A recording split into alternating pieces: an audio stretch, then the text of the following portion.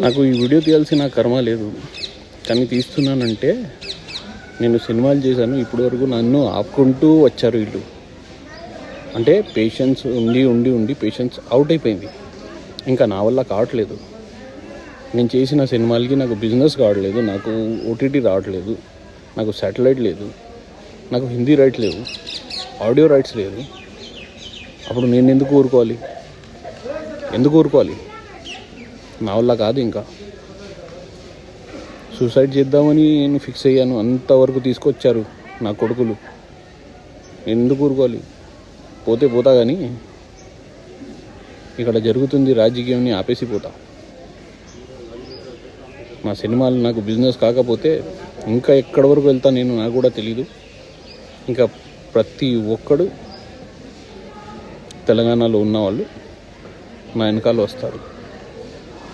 ఇది గుర్తుపెట్టుకోండి. ఇది ఇక్కడతో ఆగేది లేదు.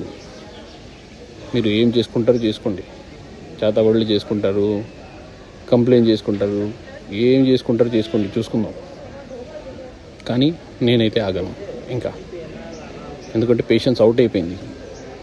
అందుకే తెలంగాణలో ఉన్నవాళ్ళు, తెలంగాణ మనోళ్ళు, ఆ తెలుగు ఛాంబర్లో ఎవరైతే ఇప్పుడు పోటీ చేస్తున్నారు కానీ అక్కడ మెంబర్గా ఉన్నారు, అందరు మెంబర్షిప్లు అన్నీ తీసేయండి. అప్పుడే ఎక్కడి వరకు వెళ్ళాలి అక్కడి వరకు వెళ్తుంది. ఇది కొంచెమైనా సిగ్గుపడాలి. మనం తెలంగాణలో ఉండి మనం ఇంత బాధపడాల్సిన మనకి ఏ అవసరం? ఏం కర్మ? మనం ఏం చేసామని? ఎంత రాజకీయం, ఎంత పాలిటిక్స్ ఆడుతున్నారు వీళ్ళు. చంపేస్తున్నారండి. ఎంతమంది చచ్చిపోతున్నారు, ఎంతమంది పేరు తీసుకోవాలి. నేను ఇంకా ఇన్ని వీడియోస్ తీశాను, కానీ ఏ ఒక్కరికి కూడా